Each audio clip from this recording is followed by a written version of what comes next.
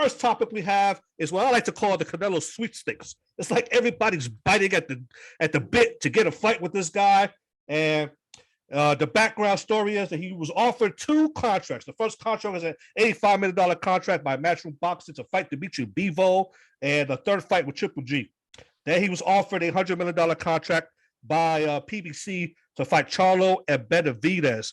And Canelo, as we all know, as of now, had picked $85 million, left $15 million on the table to fight essentially what most people believe is the easier route. And a lot of people, a lot of fans, a lot of fighters themselves got their panties in the wad because they think that Canelo is taking the easier route. And a lot of fans think that he is pretty much ducking these guys and not wanting to fight them. I bring in John because you've been around boxing a long time. You understand the nuances and the business about boxing. And Montero, you've been ringside. You know the new nuances that maybe fans don't understand. And maybe both of you could give a little clarity as to why Canelo went that route.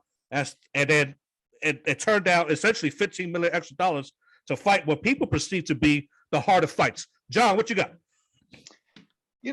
I haven't followed extremely closely, but I always know this, like behind the scenes, what we hear about in the headline is, cut and dry, but behind the scenes, there's a lot involved. There's a lot more involved, I'm sure. There's contracts, there's details of a contract. There's, stipulations maybe. There's different aspects of it that he obviously didn't like with those other fights. So I'd like to hear what those things are, before I really pass a hard judgment. It must be nice though to be in a position where you could, pass up an extra 15. Was it 15 or 25,000? There was the difference. 15 million. 15. So you could, 100, if my math is correct. So you could, to be in a position where you could take the lesser offer and leave $15 million out there is really, really weird. It's really special. I couldn't imagine being in a position where I could take the lesser offer and still make 10 times more money than I would ever spend in my entire life. So it's good to be the king, huh? That's what Simba said. We're in a crazy era, I'm telling you. Mike, what you got? Well, first of all, the numbers that get reported with these contracts are all bullshit. I mean, these guys in the media, they're sensationalists, and they include a lot of things that come on the back end and upside money and all that in these numbers. So people get caught up on the numbers. I wouldn't worry too much about that. I actually think the harder fights are Bivol and Golovkin. I mean, first of all, the biggest fight commercially, globally, is what I would call the rubber match, because Golovkin won the first fight between Canelo and Golovkin. And I know Golovkin is 40 years old. I know he lost some steam on his fastball, but he's still, other than Canelo, the biggest name in the sport south of heavyweight. That's the truth, right? At least at 160 to 175. Okay, at least there. So people that are complaining about this, first of all, they're not considering that Bivol is the second best light heavyweight in the world. He's got a W over the number 3 guy right now, Joe Smith. And I'd love to see Bivol fight Beterbiev, but we don't know what's going to happen with Beterbiev because of the situation in Ukraine and everything. I know we're going to talk about that later. Yeah. So this is a pretty damn good fight. And there's no rehydration clause. There's none of this nonsense that Canelo's pulled before. None of the diva stuff. He's doing it at 175. So if we get this fight at 175 in May, and then in September, we get the third fight with Canelo and Golovkin, I understand some people have fatigue on that whole thing, but it's still the biggest commercial matchup south of heavyweight in all of boxing globally. That's another thing with this.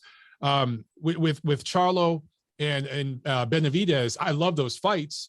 They should be fighting each other, but I love those fights. But there's more international money with the Golovkin fight.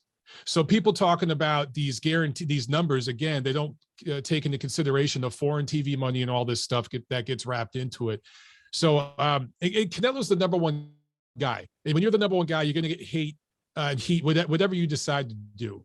I give him credit. I've criticized Canelo when he's deserved it, but in this particular instance, I give the guy credit. Fighting Bivol, Bivol's been calling him out for years. I talked to Bivol and his wife back in like 2017, 2018, and he wanted Canelo then. So he's been calling him out for years. I like the matchup a lot. And if Charlo, Benavidez, Plant, all these guys, Andre, they all need to be fighting each other. Fight each other, create demand. That's what everybody else has done. And Bivol hasn't done a whole lot lately. I get that, but he had a good run there for a few years. He fought Pascal, Chilemba, Smith. Who am I forgetting? I'm forgetting some. He had a good 3 or 4 fight run there. Yeah, he's done more than all those guys. So I'm good with it. Yeah, John, Iceman, you are the assistant trainer for Artur Beterbiev, and you said last time that if Canelo does move up to light heavyweight, he should be fighting this Artur Beterbiev. There's no other person. If you're going to fight anybody light heavyweight, it should be him. Are there any remote rumblings about that fight happening? I've heard just rumblings, nothing concrete whatsoever. I've just heard the, it seems like every once in a while, like Eddie Reynoso will come out and mention Arthur's name, like he wants to fight Arthur. And then they'll talk about it for a few days, and then I'll never hear anything about it again for a year. So I know the idea has been thrown around, but as far as being in camp with Arthur, it's never been much of a topic of discussion. Gotcha. So, fans, they only see what they see to get emotional. I think the word you used earlier, Iceman, when we were talking, was emotional. They don't understand the nuances of what happens in the negotiations, what happens behind the closed doors. It is good to be king, just like the Lion King, just like Simba said. And Canelo is the king and right now in boxing. So he's in a position he could pretty much pick whatever fight he wants to fight, whatever fighter he wants to fight. So it is absurd to think that fighters would, that's what they do. They fight, right? That's what they, so for them to blatantly be ducking people and doing this, sometimes that's not the case. Fighters fight. Now there's the occasion when we know somebody's ducking somebody. They just don't want that problem. But I don't think that narrative pertains to Canelo. Right. I could say this. I've always said this as an example. Say and whenever I give examples, I'm really, really drastic, like ridiculously so, just to make a point.